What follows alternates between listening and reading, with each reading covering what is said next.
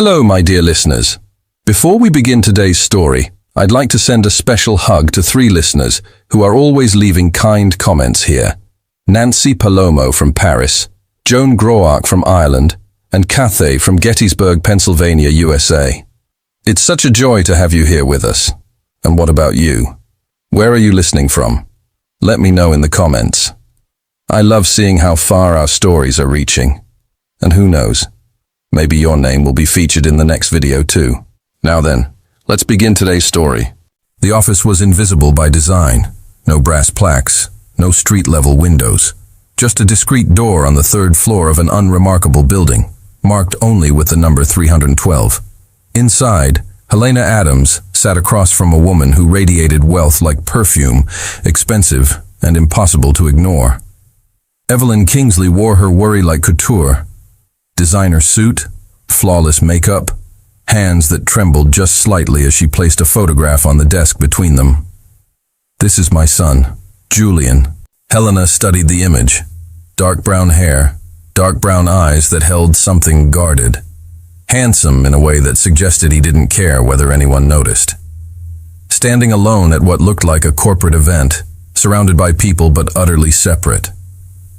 "He's 35 years old," Evelyn continued, her voice catching. "And he's alone, always alone. He works 18-hour days, 7 days a week. He hasn't brought anyone home for dinner in years. He hasn't smiled, really smiled, in longer than I can remember." Helena kept her expression neutral, professional. This was her job after all. Compatibility Connections specialized in a service most people didn't know existed. They didn't just match couples. They created connections where none existed, manufactured chemistry, engineered love, or at least the appearance of it. "Mrs. Kingsley," Helena said carefully, "what exactly are you hoping I can do?" The older woman's eyes filled with tears she refused to let fall. "I want my son to remember what it feels like to want something besides work. I want him to open his heart again, even if it's just a crack. I'm not asking you to marry him, Miss Adams. I'm asking you to show him that he can still feel." Helena should have said no, should have explained that this particular request crossed too many lines. But there was something in Evelyn's desperation that resonated in a place Helena tried hard to keep locked. She knew what it was like to be alone, to build walls so high that no one could scale them, to forget what it felt like to let someone in. "Tell me about him," Helena said instead. Evelyn's relief was palpable. She leaned forward, pulling out a folder thick with information. "He's brilliant, built his tech company from nothing. He's generous, though he hides it, donates anonymously to causes he believes in. He loves classical music, though he hasn't been to a concert in years. He runs every morning at 6, drinks his coffee black, reads philosophy before bed." Helena took notes. Detailed notes. This was the part she was good at. The research, the analysis, building a profile like a detective hunting a suspect. She'd been good at it for 5 years now, ever since she'd left the foster system with nothing but a sharp mind and a talent for reading people. She'd learned early that survival meant adaptation, that love was a performance, and she could play any role required. She'd never failed an assignment. "I'll take the case," Helena said. Evelyn's hand covered hers, warm, grateful. "Thank you. Thank you so much."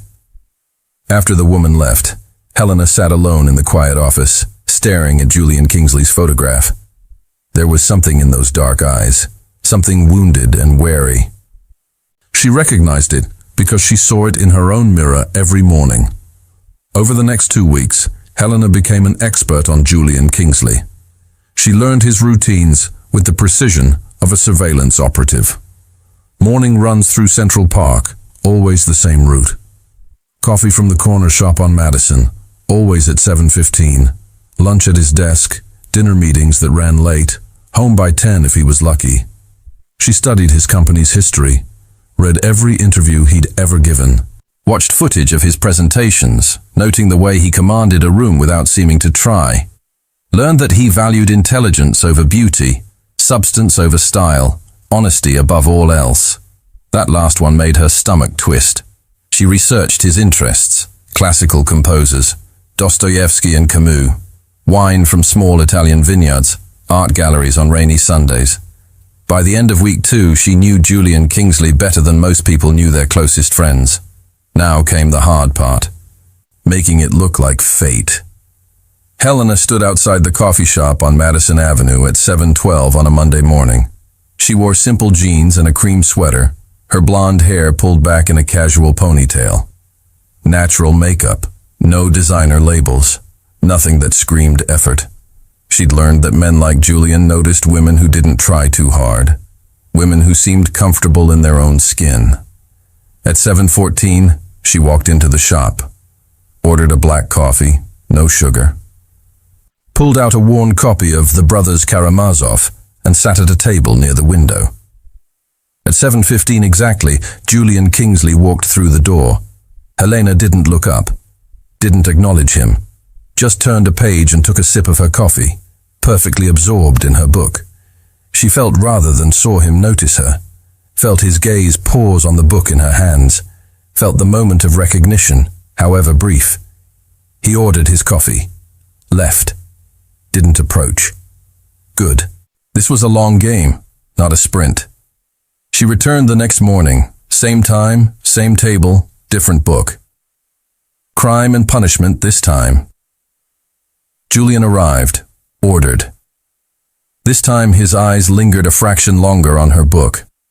The third morning she switched to a philosophy text, Camus, The Stranger. This time when Julian received his coffee, he paused by her table.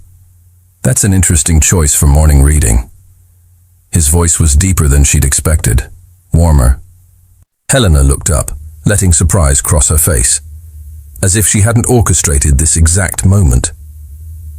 I find Camus oddly comforting with coffee. The absurdity of existence pairs well with caffeine. A smile ghosted across his lips. Small, fleeting, but real. I've never thought of it that way. Most people haven't. She closed the book, marking her page with care. Most people find him depressing. Are you most people? Helena met his dark brown eyes, let herself smile. I try not to be. He stood there for a moment, coffee in hand, as if deciding something. Then he extended his hand. Julian. Helena. Her hand slipped into his. Warm. Firm. The contact sent an electric current up her arm that she told herself was just good acting. It had to be acting. Do you come here often? He winced immediately. Sorry. That sounded like a terrible pickup line. Helena laughed, genuine and surprised. It did. But I'll forgive you since you have good taste in literature. How do you know I have good taste in literature? You recognized Camus at 20 feet. That says something. That almost smile again. Stronger this time. I run past here every morning and stop for coffee. I've never seen you before. I just moved to the neighborhood. The lie came easily. She'd been practicing it for 2 weeks. Fresh start and all that. Something flickered in his eyes. Understanding, maybe. Fresh starts are underrated. Or overrated, depending on your perspective. Julian tilted his head, studying her with an intensity that made her skin prickle. You're interesting, Helena. You say that like it's a surprise. It is. He glanced at his watch, hesitated. I have to get to work, but maybe I'll see you tomorrow. Maybe. She picked up her book again. If the universe is feeling generous. He left, and Helena let out a breath she hadn't realized she'd been holding. Stage 1. Complete. Contact established. Interest sparked. The hook set. Now came the careful work of reeling him in without letting him feel the line. But as she sat there, coffee cooling in her hand, she couldn't shake the memory of his almost smile, or the way it had made something in her chest feel dangerously close to hope. 3 weeks of careful orchestration followed. Helena became a fixture in Julian's world without ever seeming to try. She showed up at the coffee shop 4 mornings a week. Never 5, never predictable. Always absorbed in a book he'd likely appreciate, always leaving before he could suggest they sit together. She wanted him curious, interested, chasing. On Friday of week 1, she, accidentally, ended up at the same art gallery he visited. Stood before a Rothko painting for 20 minutes, genuinely moved by the layered colors, when she felt his presence behind her. "You see it too." His voice was quiet, reverent. "See what?" Helena didn't turn around. The violence beneath the beauty. The way he makes chaos look like peace. She glanced at him then, found him staring at the painting with an expression of such raw longing that something in her chest cracked. "Is that what you see? Violence? Isn't that what we all are underneath?" Julian's dark eyes met hers. Chaos pretending to be order? Helena should have had a clever response, something flirty and light. Instead, she found herself saying, "Maybe some of us are order pretending to be chaos. Maybe the violence is in the pretending." He studied her face like she was a painting he couldn't quite decipher. "That's a lonely way to live. You say that like you don't know exactly what I mean." His jaw tightened. For a moment she thought she'd pushed too far. Then that almost smile appeared. "Would you like to get coffee? Real coffee, not the corner shop version?" This was it. The first real invitation. The moment where casual became intentional. "I'd like that," Helena said. They went to a small cafe 3 blocks away, sat across from each other in a corner booth. And for 2 hours, Helena played her role perfectly. She mirrored his body language, laughed at his dry humor, asked questions that made him feel heard, seen, understood. She revealed carefully curated truths about herself. The foster system, yes, but framed as something that made her strong rather than broken. Her work at the consulting firm, vague enough to avoid suspicion. Her love of literature and art and all the things she'd researched he valued. She was perfect, and Julian was falling for it. She could see it in the way his shoulders relaxed as they talked, the way his smiles came easier. The way he looked at her like she was water and he'd been dying of thirst. But something strange was happening. She was enjoying this.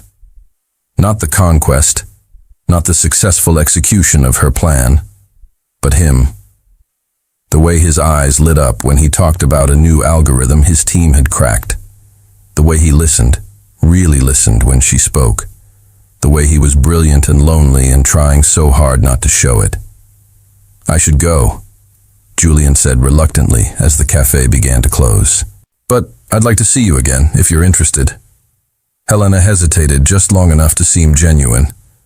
"I'm interested," he smiled, a real smile this time, full and unguarded. "Friday? Dinner?" "Friday," she agreed. He walked her to her subway stop, stood there awkwardly, hands in his pockets, like a teenager on a first date. "I'm not very good at this," he admitted. "It's been a while." "Good at what?" "Dating. Connecting. Any of it." Helena reached out, touched his arm lightly. "You're doing fine, Julian." He looked at her hand on his arm like it was something precious, something fragile. "Good night, Helena." "Good night." She descended into the subway, and only when she was alone in the crowd did she let herself acknowledge the truth. This was getting complicated. The weeks that followed blurred together in a series of carefully planned, spontaneous encounters. Helena engineered their meeting at his favorite wine bar, made sure to be reading his favorite poet when he arrived, wore amber, the scent his research suggested he found most appealing on women, laughed at his jokes and challenged his opinions, and made him work just hard enough to keep him interested. She was a master craftsman, and Julian Kingsley was her finest work. But with each conversation, each shared meal, each moment of genuine connection, Helena felt the walls she'd built around herself beginning to crack. Julian was nothing like she'd expected. She'd prepared herself for a spoiled rich man, arrogant and entitled. Instead, she found someone who donated anonymously to children's charities, who remembered the names of servers and doormen, who worked himself to exhaustion not for greed, but because he genuinely believed his technology could help people. He was kind, genuinely, deeply kind, and so heartbreakingly lonely. They'd been seeing each other for 6 weeks when he finally told her about his company. Not bragging, not trying to impress. Just sharing a part of his life over dinner at a quiet Italian restaurant she'd learned was his favorite. "It's not just about profit," he said, gesturing with his wine glass. "The software we're developing could revolutionize how rural communities access medical care. Telemedicine that actually works. That actually helps people who can't get to a hospital." Helena watched him, this man who pretended not to care about anything, pour passion into describing technology that would save lives. "That's beautiful, Julian." He looked embarrassed. "It's just business." "No." She leaned forward, caught his hand. "It's not. You're trying to make the world better. That's not just business." His fingers tightened around hers. "Most people don't see it that way. Most people are idiots." He laughed, actually laughed. The sound was rich and surprised and utterly genuine. "You're something else, Helena Adams." "Is that a good thing?" "It's the best thing." His thumb traced circles on the back of her hand. "I haven't felt this way in a very long time." Her heart stuttered. "What way?" "Like maybe I'm not as alone as I thought." The words hit her like a physical blow, because she felt it too. This impossible, inconvenient thing growing between them. This connection that wasn't supposed to be real. "Julian," she started, but he leaned forward, his eyes searching hers. "Can I tell you something? Something I don't talk about?" "Of course." He was quiet for a long moment. When he spoke, his voice was raw. 10 years ago, I was in love. Really, truly in love. Her name was Sarah. We were going to get married. Helena's chest tightened. This wasn't in the research. This was something deeper. Something real. "What happened?" she asked softly. "Car accident." The words came out flat, emotionless, the only way he could say them. "I was driving. We were on our way to look at wedding venues. A drunk driver ran a red light. I survived. She didn't." Helena's hand covered his. "Julian, I'm so sorry. I couldn't save her." His voice cracked. "She was right there and I couldn't do anything. And then she was gone. It wasn't your fault, wasn't it?" He pulled his hand away. "I was driving. I should have seen the other car. Should have done something. Should have—" "Stop." Helena moved to his side of the booth, took his face in her hands. "It wasn't your fault. Grief doesn't require blame, Julian. It just requires time." He stared at her, eyes bright with unshed tears. "How do you know that?" "Because I've spent my whole life blaming myself for things I couldn't control, for being abandoned, for ending up in foster care, for never being chosen." The truth spilled out before she could stop it. But eventually, I had to accept that some things just are. Some pain doesn't have a purpose. It just is. Julian's hands came up to cover hers. "You were chosen, Helena. I choose you." And then he kissed her. It was soft, tentative, achingly sweet. And in that moment, with his lips on hers and his pain tangling with her own, Helena felt something inside her shatter. This wasn't part of the plan. This was real. When they pulled apart, Julian rested his forehead against hers. "I haven't let anyone in since Sarah. I tried a few times, but all I found were women who saw dollar signs instead of a person. Women who wanted what I had, not who I was." His words were knives, each one cutting deeper. "But you," he continued, his voice a whisper. "You see me, the real me. I don't know how to explain it, but with you, I don't feel alone anymore." Helena closed her eyes. Let guilt wash over her like ice water, because he was wrong. She didn't see him. She saw what she'd been paid to see. She'd orchestrated every moment, every connection, every feeling he thought was spontaneous. She was exactly like the women he'd described. Worse even, because at least they'd been honest about their motives. "Helena?" His voice pulled her back. "Are you okay?" She opened her eyes, found him watching her with such tenderness that it physically hurt. "I'm fine, just overwhelmed." "Good overwhelmed or bad overwhelmed?" "I'm not sure yet." He smiled, kissed her forehead. "That's honest. I like that about you. You're always honest." The words were acid on her skin. They left the restaurant hand in hand.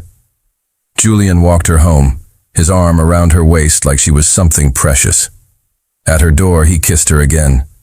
Deeper this time, more certain. "I'll call you tomorrow," he murmured against her lips. "I'd like that." She watched him walk away, his hands in his pockets, his shoulders straighter than she'd ever seen them. Inside her apartment, Helena collapsed against the door. What had she done? She'd set out to make a lonely man fall in love. Mission accomplished. He was falling, maybe had already fallen, but so had she. And when he found out the truth, when not if, because secrets like this never stayed buried, it would destroy him. It would destroy them both. Helena pulled out her phone, stared at Evelyn Kingsley's number. She should call. Should explain that this had gone too far. Should return the money and walk away before anyone got hurt. But her finger hovered over the screen, unable to press call. Because walking away meant never seeing Julian again, never hearing his laugh, never feeling his arms around her, never being the person he thought she was, the person she desperately wanted to be.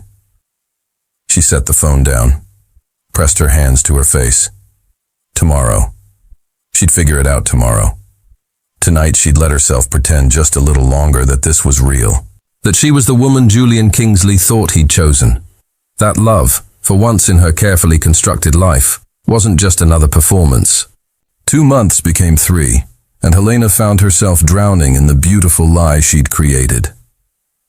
Julian introduced her to his life piece by Careful Peace, his favorite bookstore where he spent Saturday afternoons, the small jazz club where he went to think, the rooftop garden where he ran when Central Park felt too crowded. Each place he shared felt like a gift, like trust. And with each gift, Helena's guilt grew heavier.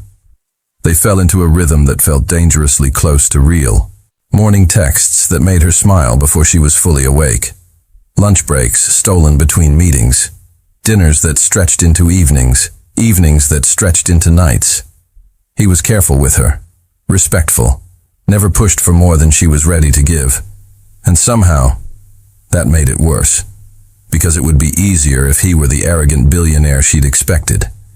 Easier to lie to someone who deserved it. But Julian deserved better than her.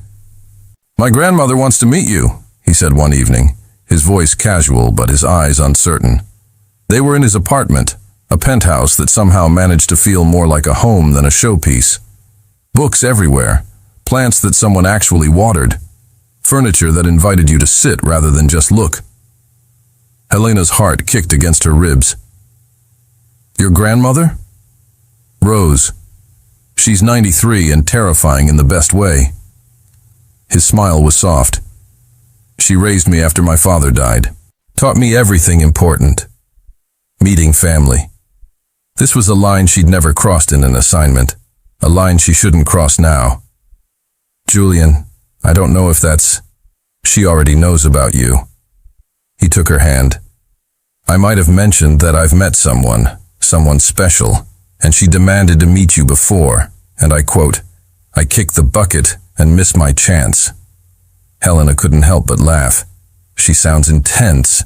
"She is, but she'll love you." His thumb traced patterns on her wrist. "Everyone loves you." The words should have felt like victory. Instead, they felt like accusation.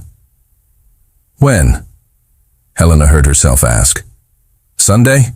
Lunch at her place. Fair warning, she'll ask inappropriate questions and judge your posture." "Sounds delightful." "It will be." He pulled her closer. "Because you'll be there." Sunday arrived with the weight of inevitability. Helena dressed carefully, conservative but not stuffy, elegant but not trying too hard. She was playing to an audience of one, and everything she'd learned suggested Rose Kingsley saw through pretense like glass. Julian picked her up at 11, nervous in a way she'd never seen him. He adjusted his tie 3 times in the elevator, checked his hair in the lobby mirror, reached for her hand like he needed the anchor. "She's going to love you," Helena said, squeezing his fingers. "Or she'll see right through this and tell me I'm an idiot." Helena's stomach dropped. "See through what?" "How completely gone I am for you." He stopped, turned to face her. "Helena, I know it's only been a few months. I know we should probably take this slower. But I need you to know. I'm falling in love with you." The words hung in the air between them. Beautiful. Devastating. True. "Julian." "You don't have to say it back." He cupped her face gently. "I just needed you to know. Because I haven't felt this way since Sarah. And I'm terrified, but I'm also so grateful that you wandered into that coffee shop and reminded me what it feels like to be alive." Helena kissed him rather than speak. Kissed him like she could pour everything she felt into the contact. All the guilt and longing and impossible want. When they pulled apart, his eyes were soft. "Come on. Let's go meet the woman who taught me how to love in the first place." Rose Kingsley lived in a brownstone in Brooklyn that smelled like lavender and old books. She opened the door herself, a tiny woman with white hair and eyes exactly like Julian's, sharp and knowing. "So you're the one who put the light back in my grandson's eyes." Her voice was raspy but strong. "Come in, child. Let me look at you properly." Helena stepped inside, and those dark eyes swept over her with the precision of a surgeon. "Good posture. That's something. Pretty but not vain. Interesting." Rose turned to Julian. "Where did you find her?" "Coffee shop. She was reading Camus." "Ha, a thinker.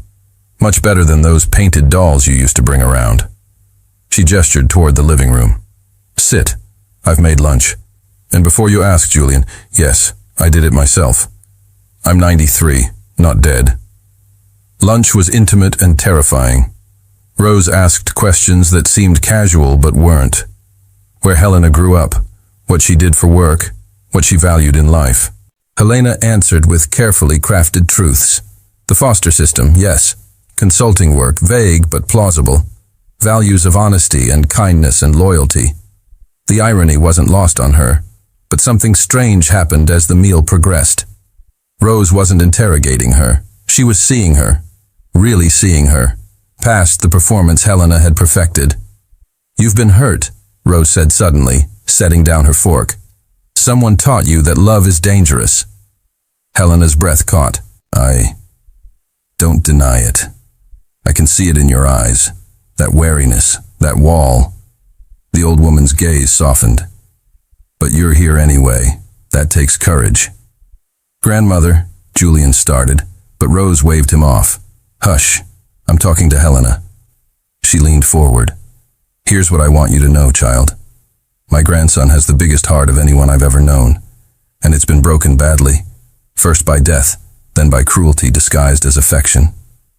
"I know," Helena whispered. "Do you?" Rose's eyes bored into hers. "Because the way you look at him tells me you do. The way you touch him, like he's something precious. The way you listen when he speaks, like his words matter." She reached across the table, covered Helena's hand with her own. "You love him." It wasn't a question. Helena felt tears prick her eyes. "Yes." "Then don't waste it. Don't let fear make you stupid." Rose squeezed her hand. "I've lived 93 years. And I'll tell you the secret to life. Love is terrifying and messy, and often hurts like hell. But it's also the only thing that makes any of this worthwhile." After lunch, Julian walked Helena through Rose's garden, while his grandmother napped. The September air was crisp, leaves just beginning to turn. "She likes you," Julian said, pulling Helena against his side. "I can tell." "How?" "She didn't interrogate you about your intentions or warn me about moving too fast. That's her version of a blessing." Helena rested her head on his shoulder. "She's remarkable." "She is." He was quiet for a moment.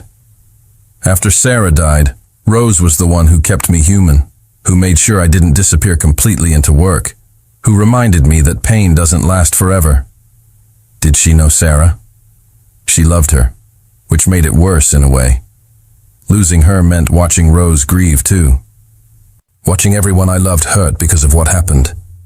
Helena turned to face him. "Julian, you have to forgive yourself.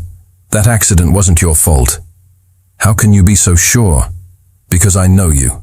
You're the man who works 18-hour days to create technology that helps people, who donates anonymously because you don't need recognition, who held my hand through a panic attack last week and never asked for an explanation."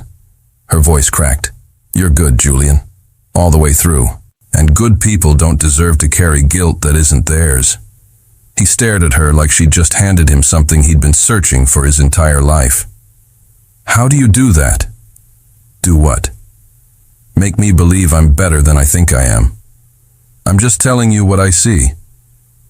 Julian pulled her close, buried his face in her hair. "I love you, Helena Adams. I know I already said it, but I need to say it again. I love you, completely, terrifyingly, without reservation." Helena closed her eyes. Let herself feel the warmth of his arms, the steady beat of his heart against her cheek, the impossible rightness of this moment. "I love you too," she whispered. And it was true. Every word. She loved him, which made what she'd done unforgivable. That night, alone in her apartment, Helena made a decision. She had to tell him the truth, not because it was the right thing to do, though it was, but because he deserved to know who he'd fallen in love with, deserved to make his own choice with all the information, even if that choice meant losing him forever. She'd go to his apartment tomorrow. She'd tell him everything. About Evelyn hiring her, about the research and the orchestration and the careful manipulation of every moment.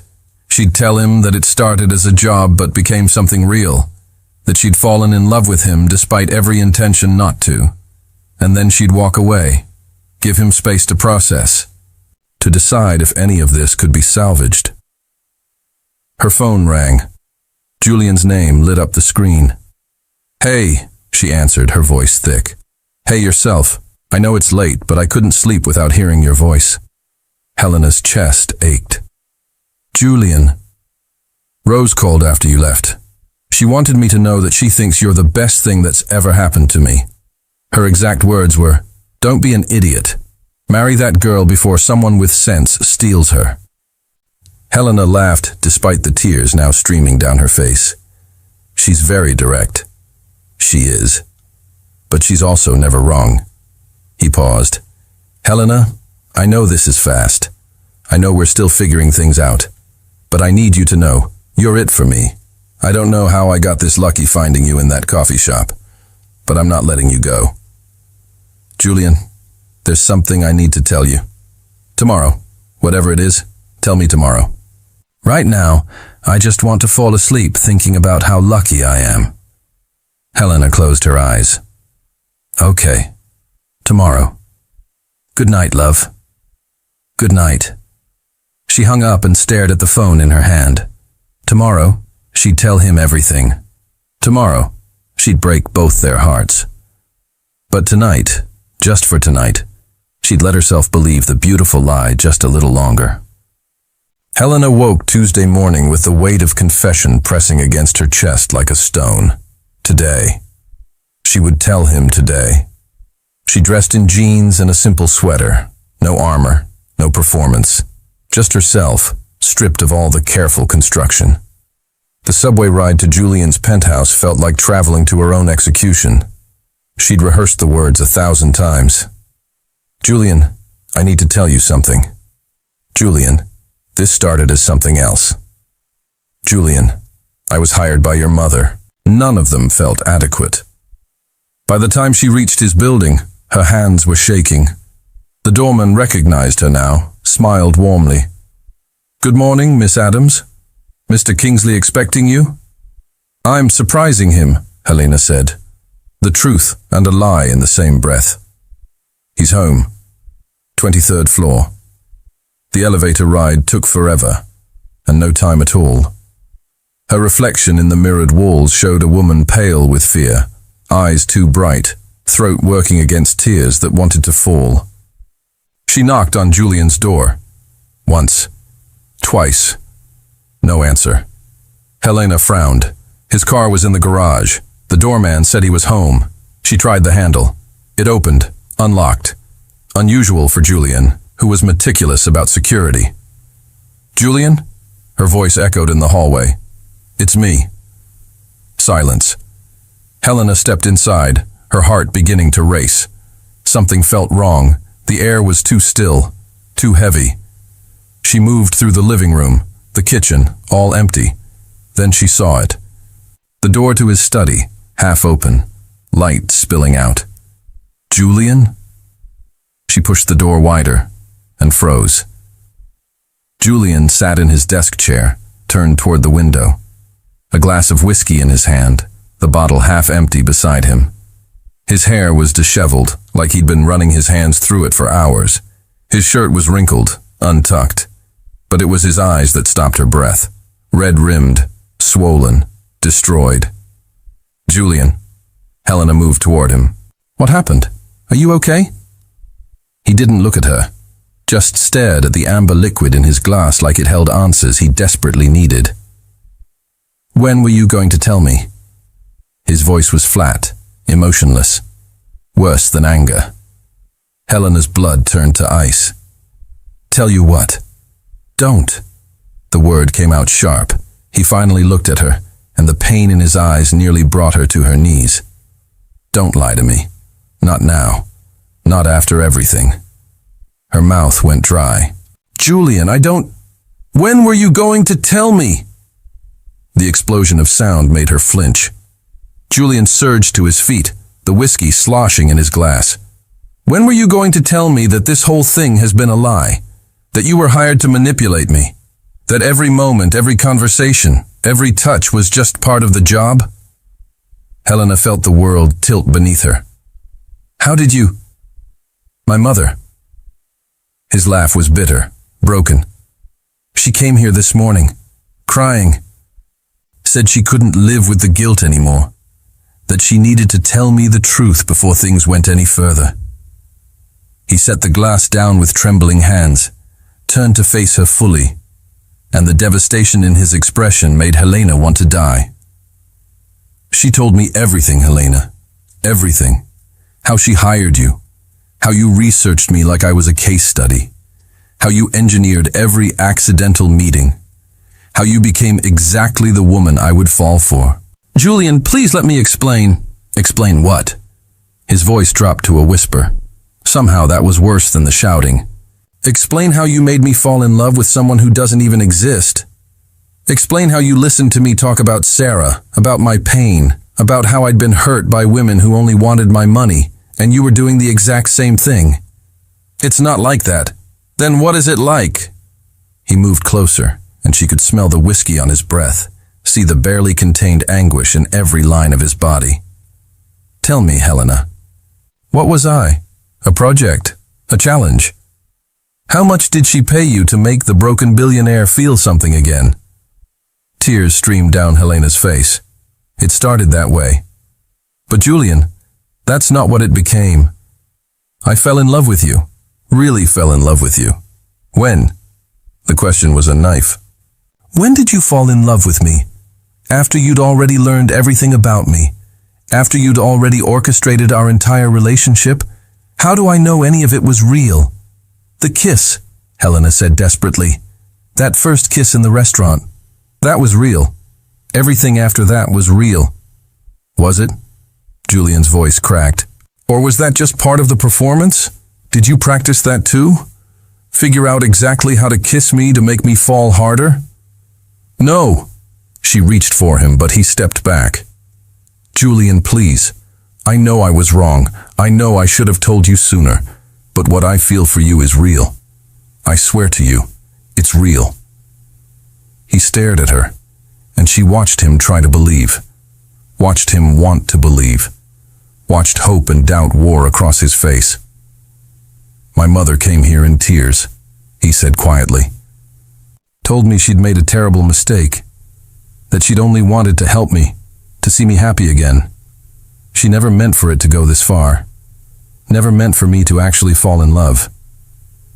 His hand came up, hovering near her face like he wanted to touch her but couldn't quite manage it. She said you were a good person, that you genuinely cared about me. But Helena, how can I believe that? How can I trust anything about this? Because I'm here. Helena grabbed his hand, pressed it to her cheek. I came here this morning to tell you the truth, to confess everything, because I couldn't live with the lie anymore. Convenient timing. But his thumb stroked her cheek, betraying him. My mother tells me first, and suddenly you were planning to confess? I was. I swear I was. Last night on the phone I tried to tell you, but you said tomorrow and I... Her voice broke. Julian, I'm so sorry. I'm so sorry. He closed his eyes. The woman I fell in love with, did she ever exist? She exists. Helena's voice was raw. She's me, the real me. Everything I told you about my past, about foster care, about feeling alone, that was all true. The only lie was how we met. The only lie? He pulled his hand away. Helena, you constructed our entire relationship. You became exactly who I would love. How is that only anything? Because the person I became is who I really am. The words tore out of her. You want to know the truth? Fine. Here it is. I've spent my whole life playing roles, being what people needed me to be, because that's how you survive when no one ever chose you for yourself. She was crying harder now, but she didn't care. But with you, I stopped playing. I stopped performing, because you saw me, the real me, and you loved her anyway. And that terrified me more than any lie I've ever told. Julian's jaw worked. She could see him struggling, wanting to believe her, wanting to forgive. I love you, Helena whispered. I love you so much, it hurts, and I know I don't deserve your forgiveness. I know I broke something precious, but please believe that what we have is real. For a moment, just a moment, she thought he might reach for her, might pull her close and tell her they'd figure it out. Instead, he turned away. Get out. His voice was dead, empty. Julian, get out, Helena. He moved to the window, his back to her. I can't look at you right now. I can't hear your voice. I can't think straight with you here. Please don't do this. Let me stay. Let me explain. There's nothing to explain. He finally looked at her, and the coldness in his eyes made her stagger. You were hired to make me fall in love. Congratulations. You succeeded. Now leave. Helena took a step toward him. Julian, I love you. Don't. The word was a roar. Don't you dare say that to me. Get out of my apartment. Get out of my life. Just go. She tried one more time. Moved to embrace him, to make him feel what she felt. He caught her wrists, held her away from him, and when he spoke, his voice was quiet, final, devastating. Leave, now, before I say something we'll both regret. Helena stumbled backward. She couldn't breathe, couldn't think, could only stare at this man she loved, this man she'd destroyed, and watch him shut down completely. I'm sorry, she whispered one last time. Julian didn't respond, just turned back to the window. Helena walked out of his study, out of his apartment, into the elevator that felt like a coffin. She made it to the street before her legs gave out, collapsed onto a bench and sobbed until she couldn't breathe, sobbed until passers-by gave her concerned looks, sobbed until she had nothing left. She'd known this would happen, had known from the moment she took Evelyn's money that this ending was inevitable. but knowing and experiencing were different things. She just lost the best thing that ever happened to her, and she had no one to blame but herself. The first week was survival. Helena moved through her days like a ghost. She couldn't eat, couldn't sleep, could barely function beyond the basic necessities of existing. She quit her job at Compatibility Connections, sent a resignation email at 3 in the morning when the guilt wouldn't let her rest, refused Evelyn's tearful phone calls, blocked every number connected to her old life. She needed to disappear, to become no one, to stop being the woman who'd destroyed Julian Kingsley. Money was tight immediately. The rent on her apartment, paid for by the agency, would run out at the end of the month. She needed work. Fast. On day 9, she found herself standing outside a 24-hour diner called Mel's, staring at a "Help Wanted" sign in the window. The manager, a woman in her 60s with kind eyes and no-nonsense attitude, took one look at Helena's hollow expression and hired her on the spot. "You look like someone who needs to keep busy," Mel said. "Night shift okay? 11 to 7? "Perfect." Helena's voice was rough from disuse. Night shifts meant she didn't have to see the sun, didn't have to pretend to be okay when daylight exposed all her cracks. She worked. That's all she did. 6 nights a week, serving coffee and pie to insomniacs and shift workers and lost souls. During the day, she slept fitfully in a studio apartment she'd found in a neighborhood that didn't ask questions. She didn't let herself think about Julian. Didn't let herself wonder how he was doing. Didn't let herself hope that maybe, someday, he'd forgive her. Because he wouldn't. Shouldn't. She didn't deserve it. But late at night, when the diner was nearly empty and her mind had nothing to do but wonder, she'd remember. The way he smiled when he talked about his work. The way his eyes softened when he looked at her.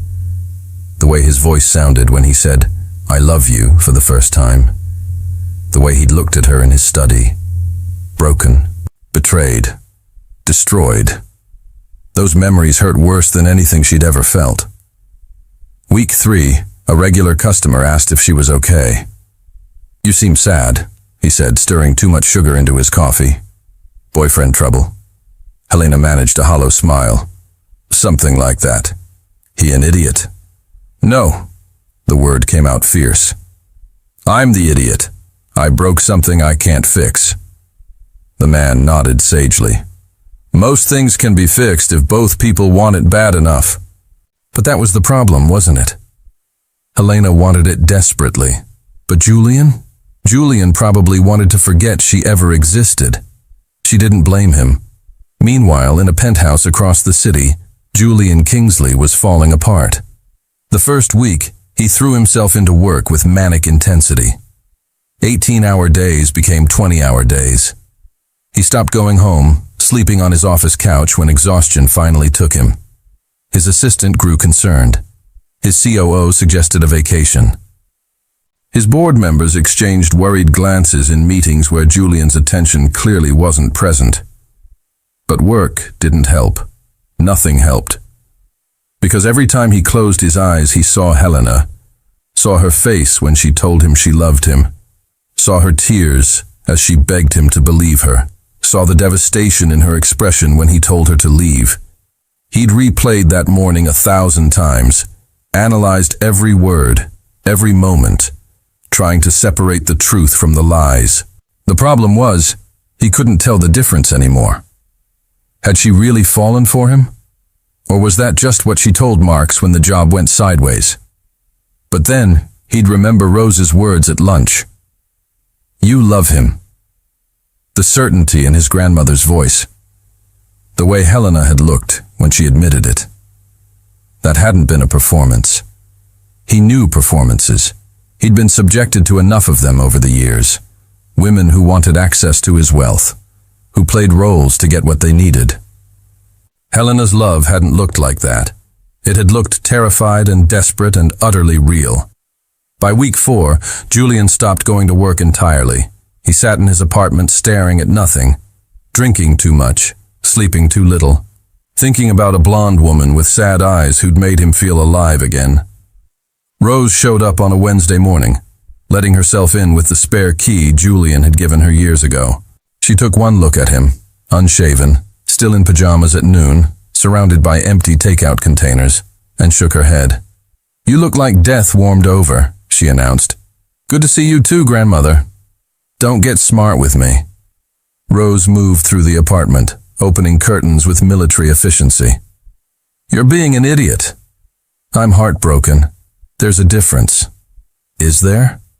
She sat across from him, those dark eyes piercing. "Because from where I'm sitting, you're just being stubborn." Julian's jaw tightened. "She lied to me about everything." "Did she?" Rose leaned forward. "Tell me, what did she lie about? Did she lie about loving literature? About being from foster care? About caring for you?" "She lied about how we met, about why she approached me, about the circumstances." Rose cut him off. "Not the feelings. Julian, that girl loves you. I saw it the moment you walked into my house. The way she looked at you? That wasn't an act. How do you know?" "Because I've been alive 93 years, and I know the difference between performance and truth." She reached across, gripped his hand. "Yes, she was hired.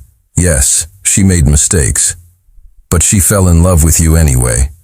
That's not part of any job description." Julian's throat tightened. "What if you're wrong? What if it was all just... What if I'm right?" Rose squeezed his hand. "What if you're throwing away the best thing that ever happened to you because you're too scared to take a risk? I took a risk with Sarah. Look how that ended. Sarah died in an accident that wasn't your fault. That's tragedy, not betrayal." Her voice softened. "But you survived it.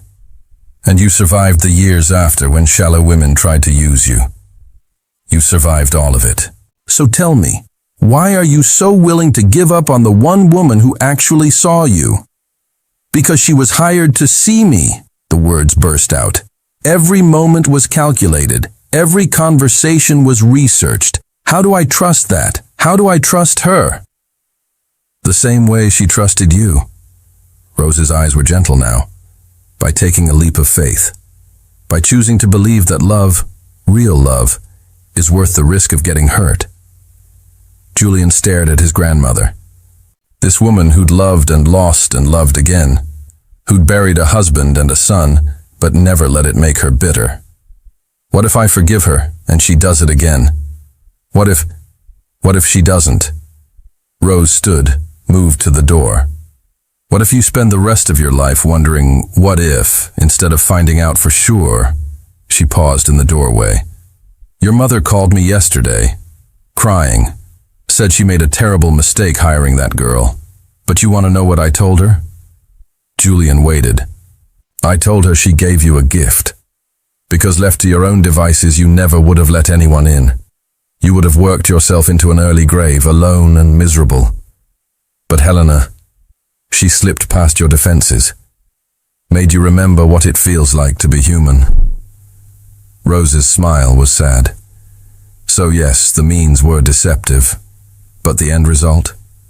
A man who laughs again, who looks forward to something besides spreadsheets, who loves and is loved in return. That's not something to throw away lightly." She left him with that. Left him sitting in his expensive apartment with too many thoughts and not enough answers. Julian spent the next 3 days thinking about Helena, about Sarah, about all the ways love had hurt him and all the ways it had healed him. About the way Helena had cried when he told her to leave. The way her voice had broken when she said, "I love you." The way she'd looked at him in Rose's garden and said, "You're good, Julian." All the way through, like she believed it, like she saw something in him worth loving. On the 4th day, he made a decision. He showered, shaved, put on real clothes, got in his car and drove to the last address he had for Helena. The apartment building was modest, working class, nothing like the places they used to meet. He knocked on her door, no answer. He knocked again, waited, still nothing. A neighbor poked her head out. She doesn't live here anymore. Moved out 2 weeks ago. Didn't leave a forwarding address. Julian's heart sank. Did she say where she was going? Nope. Just packed up and left. Seemed in a hurry. Back in his car, Julian pulled out his phone, called his assistant. I need you to find someone for me. Helena Adams, last known address. He rattled it off. I need to know where she is now. Sir, I'm not sure that's... Please. The word came out raw. It's important. There was a pause. I'll do what I can. It took 3 days. 3 days of Julian pacing his apartment, second-guessing his decision, wondering if Helena even wanted to be found. Then his phone rang. Sir, I found her. She's working at a diner called Mel's, night shift, 11 to 7. Julian checked his watch, 10:30. Thank you. Send me the address. He drove across the city with his heart in his throat. What would he say? What if she refused to talk to him? What if Rose was wrong and it had all been an act? What if it wasn't? He parked outside Mel's at 11:45. Through the window, he could see her. Helena. His Helena. Blonde hair pulled back in a ponytail. Wearing a simple uniform. Pouring coffee for a table of truckers. She looked exhausted. Thinner. The light in her eyes dimmed. But she was there. Real. Alive. Julian sat in his car and watched her work. Watched her smile at customers with effort. Watched her move through the motions of a job that was clearly beneath her intelligence. Watched her and fell in love all over again. At 2 a.m, the diner emptied out. Only a handful of customers remained. Julian took a breath, got out of the car, walked to the door. The bell chimed as he entered.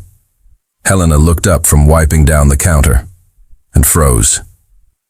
Their eyes met across the diner. Everything else faded. The fluorescent lights, the smell of coffee and grease, the late-night radio playing somewhere in the background. Just them, just this moment. Julian walked toward her, slowly, giving her time to run if she wanted to. She didn't move, just stared at him like he was a ghost, like she couldn't quite believe he was real.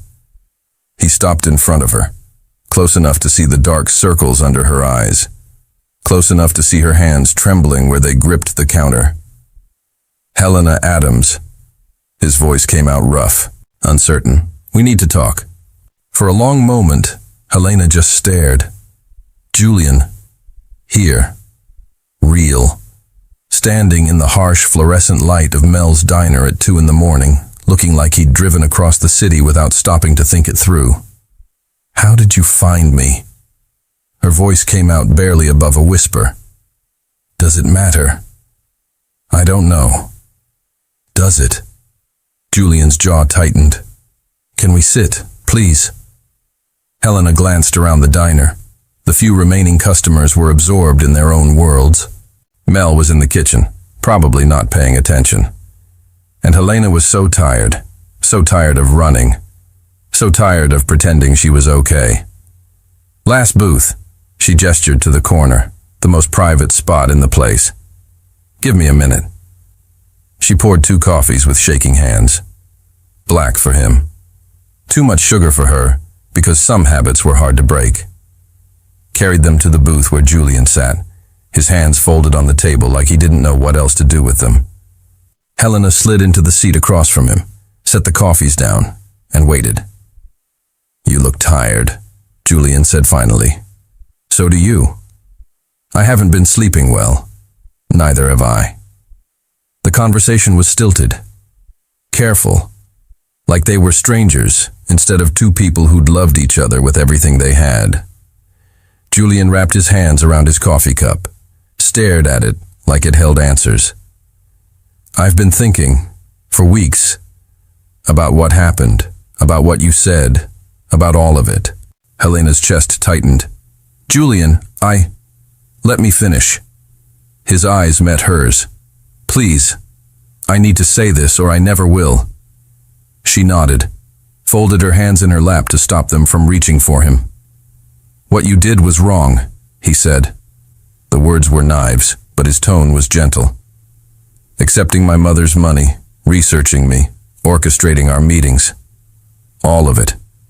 It was manipulative and dishonest, and it hurt me worse than anything has hurt me since Sarah died. Helena felt tears prick her eyes but forced them back. "I know. But," Julian took a breath, "but I've been replaying everything in my head, every conversation, every moment. And I keep coming back to the same question." "What question?" "When did it stop being an act?" His voice was rough now, raw.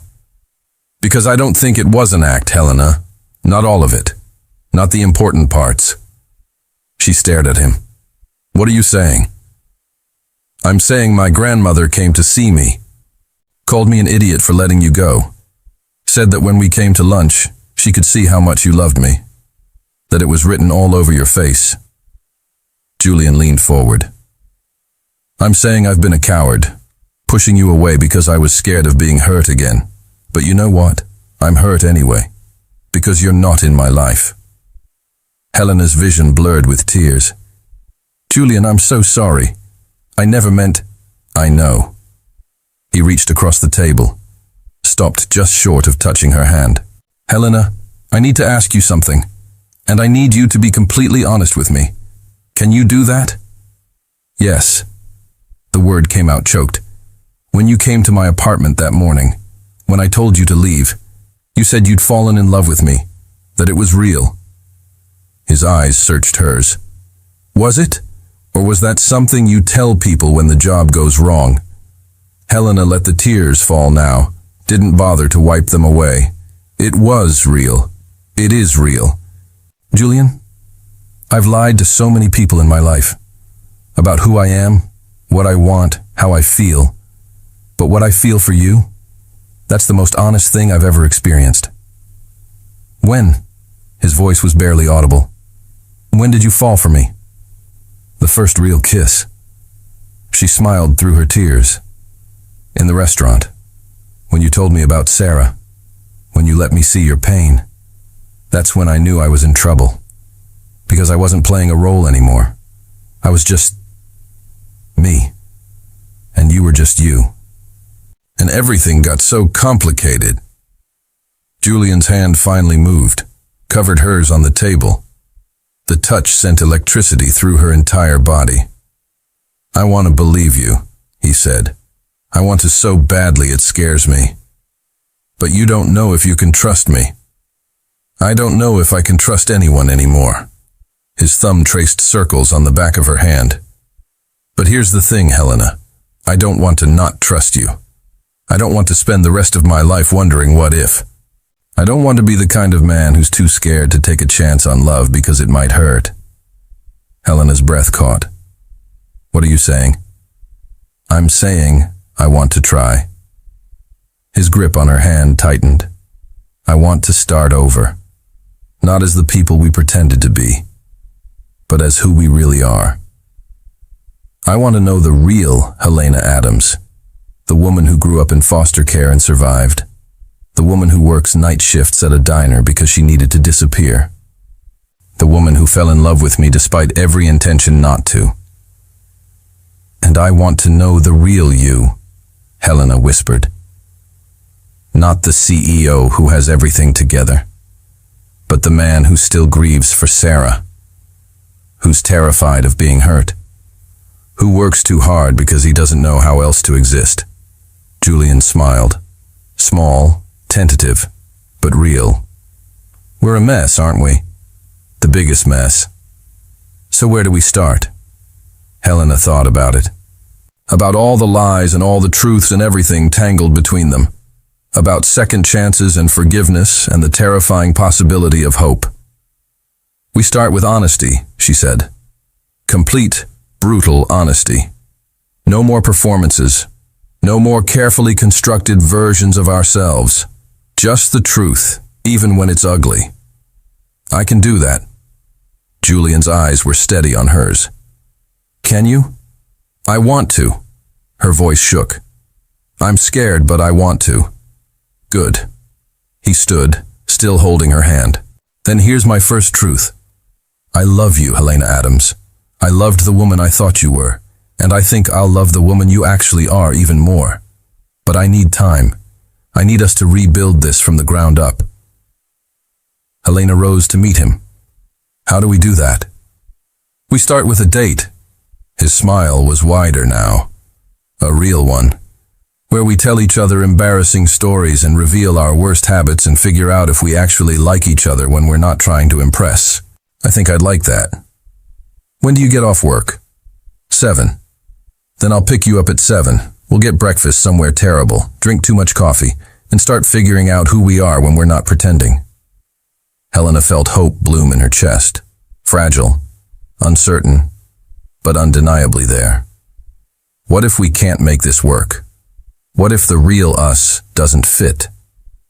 Then at least we'll know. Julian pulled her closer, not into a kiss, just into his space. But Helena, I don't think that's going to happen. Because the woman I fell in love with, she's still you. The circumstances were manufactured, but your heart wasn't. I believe that now. How can you be so sure? Because you're here. He gestured to the diner. Working night shifts at a job that's beneath you. Living in what I'm guessing is a terrible apartment. You didn't disappear to protect yourself, Helena. You disappeared because you thought it's what I needed. That's not the action of someone who was faking feelings. Helena buried her face in his chest, breathed in the scent of him. Let herself feel his arms around her, solid and real and here. I missed you, she whispered. So much. I missed you too. He pressed a kiss to the top of her head. And I'm sorry for how I reacted, for telling you to leave instead of listening, for making you carry all this alone. You had every right to be angry. Maybe. But I should have let you explain. Should have trusted that the woman I knew was in there somewhere beneath the fear. They stood there, holding each other in the fluorescent light of a 24-hour diner, while the world moved on around them. Two broken people trying to figure out if their pieces could fit together. I should get back to work, Helena said eventually. Mel will have questions. And I should go home. Julian pulled back just enough to look at her. But I'll be here at 7. We'll have the worst diner breakfast in the city and start learning each other all over again. Promise. I promise. He kissed her forehead. Soft. Sweet. A beginning instead of an ending. At the door, he turned back. Helena, one more thing. Yeah? Thank you. For being brave enough to fall in love with me in the first place. Even if it was complicated. Even if it hurt. Thank you for taking that risk. She smiled through fresh tears. Thank you for taking a risk on me now. He left, and Helena watched through the window as he got in his car. Watched him sit there for a moment, hands on the steering wheel, before finally driving away. Mel appeared at her elbow. Friend of yours? Something like that. Looked at you like you hung the moon. Helena smiled. He's giving me a second chance. I don't intend to waste it. Good. Mel squeezed her shoulder. Everyone deserves a second chance, especially people brave enough to ask for one. The rest of Helena's shift passed in a blur. She poured coffee and cleared tables and counted down the hours until 7, until Julian, until they could start building something real. Julian arrived at 6:55. Helena saw his car pull up through the diner window and felt her heart do something complicated in her chest. Nervous, hopeful, terrified, excited, all of it at once. She'd changed out of her uniform in the restroom, just jeans and the same cream sweater she'd worn the first morning in the coffee shop. No calculation this time, just comfort. The bell chimed as he entered. He looked different in the morning light. Softer somehow, more approachable in his casual clothes and slightly messy hair. Hi, Helena said. Hi. His smile was tentative, like he was still figuring out the rules of this new version of them. There's a truly terrible breakfast place 3 blocks from here, Helena said. The kind that serves eggs that have definitely seen better days, and coffee that might technically be hazardous. Julian laughed, actually laughed. The sound filled something hollow inside her. Sounds perfect. They walked side by side through the early morning streets. Not touching, but close enough that she could feel the warmth radiating from him. Close enough that their hands kept almost brushing. The restaurant was called Joe's. It was exactly as bad as Helena had promised. Chipped formica tables, vinyl booths with duct tape patches, a menu that looked like it hadn't been updated since 1987. "This is the worst place I've ever been," Julian said, sliding into a booth. "That was the point. I love it." They ordered coffee that tasted like it had been made yesterday, and eggs that were somehow both overcooked and runny. And then they started talking. Really talking. "Tell me something I don't know about you," Julian said. "Something real. Something you've never told anyone." Helena thought about it. Decided to go all in. "When I was 7, I had a foster mother who used to lock me in a closet when I was bad, which was often, because I didn't know how to be what she wanted. I'd sit in the dark for hours, making up stories about a family that would come rescue me. A mother who'd read to me before bed. A father who'd teach me to ride a bike." She looked down at her terrible coffee. "It took me years to realize that family wasn't coming, that I had to rescue myself." Julian's hand found hers across the table. "I'm sorry that happened to you. It made me who I am." She met his eyes. "Taught me how to adapt, how to read people, how to become whatever I needed to be to survive. It's why I was so good at the job, why I could become exactly the woman you'd fall for. But it's not who you are." "No," she smiled sadly. "It's what I learned to do. Who I am is still figuring herself out." Julian nodded slowly. "My turn? Please." He took a breath. "After Sarah died, I tried to kill myself." The words hung in the air like smoke. Heavy, suffocating, real. Helena's grip on his hand tightened. "Julian, it was 6 months after the accident. Everyone told me it would get better with time, but it didn't. It got worse. The guilt, the pain, the absolute certainty that I should have died instead of her." His voice was steady, but his eyes were haunted. "I had the pills, had a plan. Was going to do it on what would have been our wedding day. What stopped you?" "Rose." A ghost of a smile. "She showed up at my apartment. Somehow knew. Sat with me all night. Didn't try to talk me out of it, or tell me it would be okay. Just sat there and held my hand and refused to leave." He looked at Helena. "She saved my life that night, and I've been trying to make it mean something ever since." Helena felt tears slip down her cheeks. "Thank you for telling me. That's who I really am, Helena. A man who's been broken and put back together wrong, who works too hard because stopping means thinking, who's terrified of loving anyone because everyone I love either leaves or dies. That's not all you are." Helena moved to his side of the booth, took his face in her hands. "You're also the man who built a company that helps people, who's kind to strangers, who made me believe in love even when I thought I couldn't." Julian leaned into her touch. "We're both disasters, aren't we? The best kind of disasters." She kissed him softly. The kind that might actually make sense together. They stayed at Joe's for 3 hours, telling truths, sharing scars, learning each other without scripts or performance. Helena told him about the foster homes that didn't work out, about aging out of the system with nothing, about teaching herself to read people because it was the only skill she had. Julian told her about the pressure of being an only child, about building his company as a way to prove he deserved the privilege he was born into, about the women who'd tried to use him and how it had made him close off completely. And somewhere in the middle of all that honesty, something shifted. The careful distance between them dissolved. Their hands found each other naturally, their legs pressed together in the booth, their eyes met and held without fear. By the time they left Joe's, the sun was high and bright. The city was awake and bustling, and Helena felt lighter than she had in months.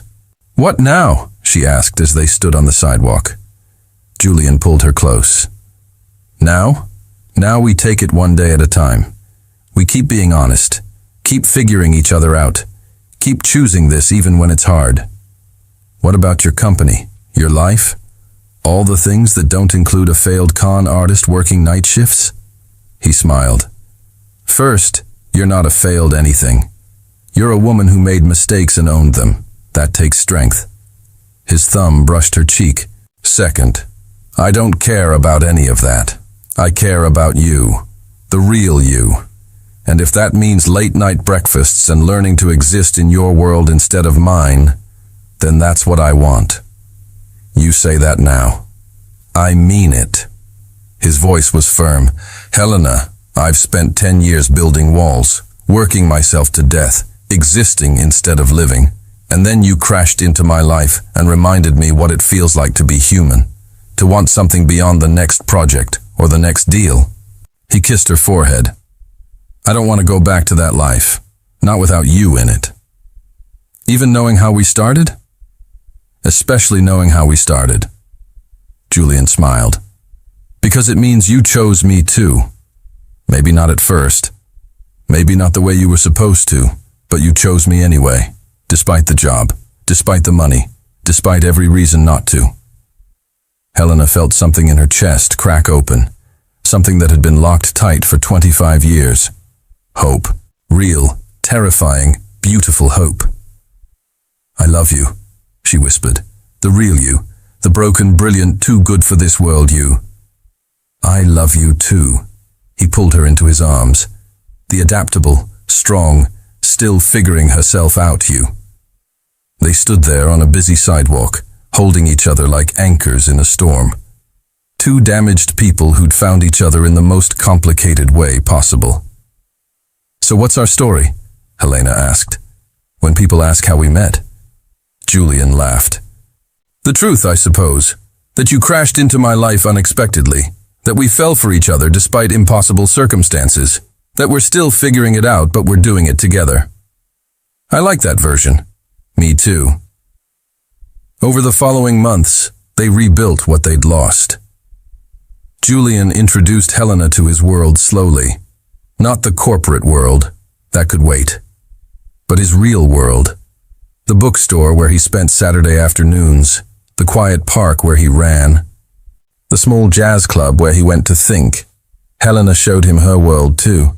The literacy programs she'd mentioned that first night, the volunteer work she did with foster kids, the art classes she took because drawing made her feel grounded.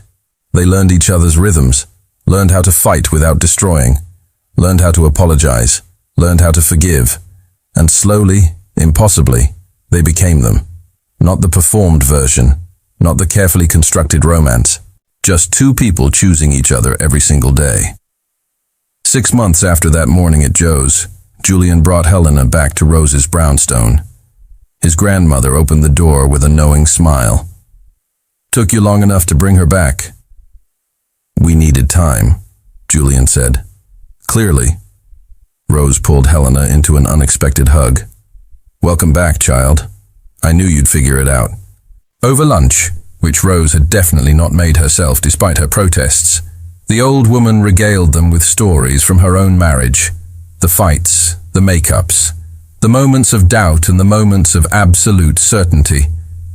"Love isn't a straight line," she said, pointing her fork at them. "It's a mess. It's complicated. It's choosing the same person over and over even when they drive you absolutely mad." "That's not very romantic, grandmother," Julian said. "Romance is for movies." Rose waved dismissively. "Real love is showing up. It's forgiveness. It's work. And it's worth every difficult moment." Helena squeezed Julian's hand under the table. "I'm learning that." After lunch, they walked through Rose's garden, the same garden where Julian had first told her he loved her months ago. "I want to thank you," Helena said quietly. "For what?" "For giving me a second chance. For seeing past the lies to the truth underneath. For being brave enough to trust me again." Julian stopped walking, turned to face her. Helena, you gave me a second chance too. A chance to live again, to feel again, to be more than just work and grief. He reached into his pocket, pulled out a small velvet box. Helena's breath caught.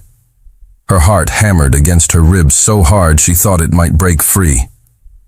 I bought this 3 months ago, Julian said, his voice trembling slightly. Right after that morning at Joe's, when we decided to start over, to build something real. He opened the box. Inside was a ring that caught the fading sunlight and transformed it into something magical. A delicate band of rose gold with a single diamond that wasn't ostentatious or showy, but perfect, elegant, timeless. Exactly her. I carried it with me every day since, he continued, his dark eyes never leaving hers, waiting for the right moment, waiting until I was sure we'd built something strong enough to last. Helena's vision blurred with tears. Julian, let me say this. Please. His thumb brushed across her knuckles. These past 6 months have been the most honest, the most real, the most beautiful months of my life. You've shown me who you truly are. The woman who volunteers with foster kids because she knows their pain. The woman who takes art classes because creating something makes her feel whole. The woman who works harder than anyone I know and never complains. He took a shaky breath. You've seen me at my worst, broken, angry, terrified, and you didn't run. You stayed. You fought for us when I wanted to give up. You chose me every single day, even when I didn't deserve it. Julian dropped to one knee, right there in his grandmother's garden, surrounded by roses and memories and the golden light of sunset. Helena's hand flew to her mouth. Fresh tears spilled down her cheeks. Helena Adams, he said, his voice cracking with emotion. You crashed into my life in the most complicated, messy, beautiful way possible. And I don't want to spend another day without you. I want the fights and the makeups. I want the ordinary mornings and the extraordinary moments. I want to build a life with you, a real one, an honest one. He lifted the ring from the box. Will you marry me? Will you choose me? Not because someone hired you to, but because you want to? Will you let me spend the rest of my life proving that you made the right choice? For a moment, Helena couldn't speak, couldn't breathe, could only stare at this man who'd seen every part of her, even the broken pieces, and loved her anyway. Yes. The word came out as a sob. Yes, Julian. Yes. He slid the ring onto her finger. Left hand this time. 4th finger. Where it belonged. Then he stood and pulled her into his arms, lifting her off her feet as he kissed her. Deep, passionate, full of promise and hope and everything they'd fought so hard to build. When they finally broke apart, both laughing through tears, Helena held up her hand to watch the ring catch the light. It's perfect, she whispered. How did you know exactly what I'd want? Because I know you. Julian pressed his forehead to hers. The real you, not the version you thought you had to be, but the woman who reads poetry at midnight and cries at classical music and makes me believe in second chances. Helena cupped his face in her hands. I love you. So much it terrifies me. Good, he smiled. I love you too. Terrifyingly, completely, forever. They stood there as the sun painted the sky in shades of amber and rose. Two people who'd found each other in the most unlikely way. Who'd broken each other and healed each other and chosen each other despite every reason not to. So, Helena said, resting her head on his chest, listening to the steady rhythm of his heartbeat. I'm going to be Mrs. Kingsley. If you want to be. His arms tightened around her. Or you can keep your name, or we can hyphenate. I don't care what you're called, as long as you're mine. Ours, she corrected, as long as we're each other's. Even better. From the kitchen window, Rose Kingsley watched the scene unfold in her garden. She smiled, wiped a tear from her weathered cheek, and whispered to no one in particular. "About time, you stubborn fools." Their story hadn't started with honesty, but it would continue with it. And their future? Their future would be built on truth, on choice, on the kind of love that survives mistakes and grows stronger because of them. Helena looked at the ring on her finger one more time, not a symbol of deception or performance, but a symbol of everything real they'd created together. "Ready to tell your grandmother?" Julian asked. "Ready to tell the world," Helena replied. And hand in hand, engaged and entirely certain, they walked back toward the house where family waited, where their next chapter was about to begin, where their beautiful, complicated, perfectly imperfect love story would continue, one honest day at a time. Hey there. Subscribe to my channel. And also press this bell icon.